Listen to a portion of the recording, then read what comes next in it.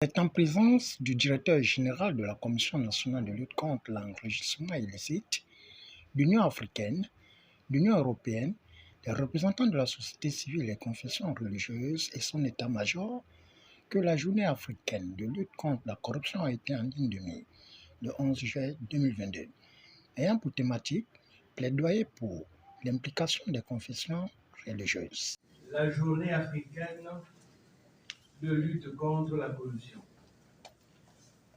À cet égard, il m'est agréable, pour sa première édition au Gabon, de vous souhaiter à tous la plus cordiale et bienvenue à la Commission nationale de lutte contre la corruption et l'enrichissement illicite. Merci d'avoir accepté notre invitation en rehaussant de votre présence cette cérémonie. Nous souhaiterions faire de cette rencontre une plateforme d'échange avec vous, afin d'amener les congrégations religieuses à être de partenaires privilégiés pour la diffusion et la divulgation du message de la lutte contre la corruption dans sa dimension morale. Je voudrais donc, à l'entame de mon propos, relever que ce sont les conventions internationales, notamment la Convention des Nations Unies, appelée Convention de Mérida, et la Convention de l'Union africaine, appelée Convention de Maputo,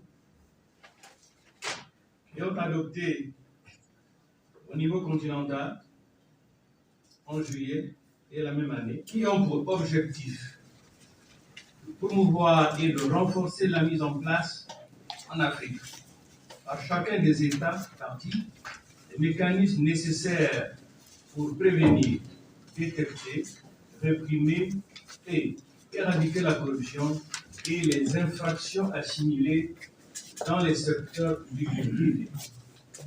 Distingués invités, mesdames, messieurs, au terme de l'article 4 nouveau de la loi numéro 41/2020,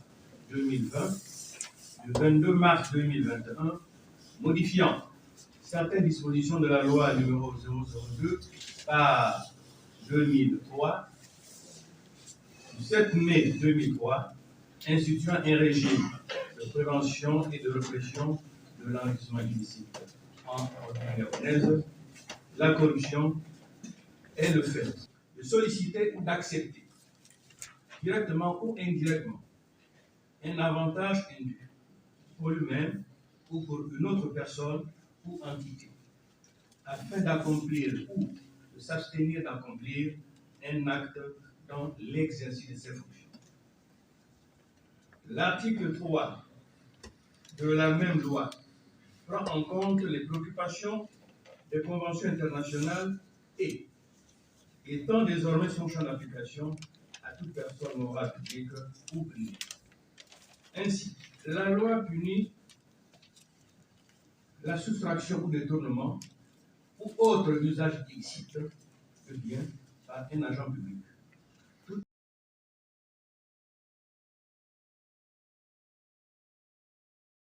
La représentante de l'Union africaine et le corps pastoral n'ont pas hésité de donner leurs avis.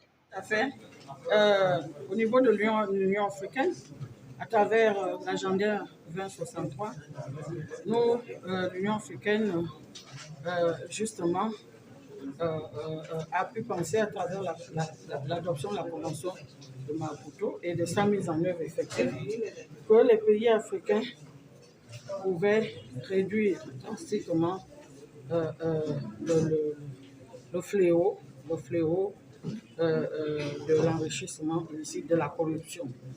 Et ces commissions nationales sont peuvent effectivement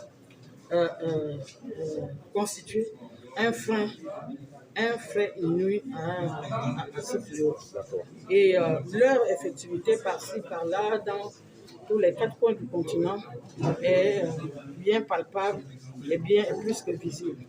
Et toutes ces commissions qui fonctionnent comme entité indépendante,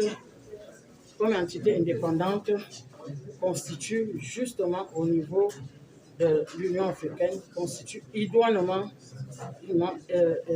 un acteur majeur pour endiguer ce fléau. Il y a toute une panoplie, bien sûr, disons, dates qui peuvent être entrevues. En tout cas, justement, au niveau des commissions nationales, l'Union africaine recommande l'inclusivité. D'accord. L'inclusivité d'une multiplicité d'acteurs. Comme c'est le cas pour le Gabon. Comme c'est le cas pour le Gabon et comme c'est le cas en ce jour.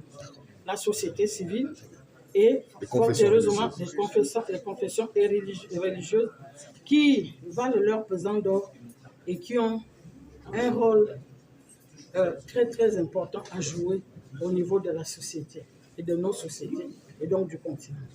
Et donc cette inclusivité a pu être relevée au niveau donc du fonctionnement de la Commission nationale de lutte contre l'enrichissement illicite au Gabon. Les Gabonais n'ont connaissent, mais les Gabonais n'ont pas connaissance. Donc le président nous a sollicité pour faire la diffusion que nous avons accepté. Le moyen, c'est la parole. Nous avons le peuple avec nous et nous avons la parole de Dieu. Parlant des moyens, nous avons dit cela au président. Mais c'est une institution qui s'est fait connaître encore. Et donc, certainement, les moyens viendront, mais pas pour le moment. Ils comptent sur une coopération par rapport à que nous soyons le territoire national.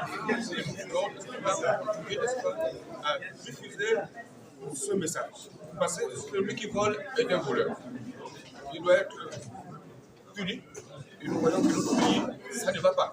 Il faut qu'on arrête les corrupteurs et les corruptions. C'est dans une ambiance bon enfant que la Journée africaine de lutte contre la corruption a fait nommer son rideau en invitant les dépositaires de l'autorité de l'État de se conformer à la loi en déclarant le bien.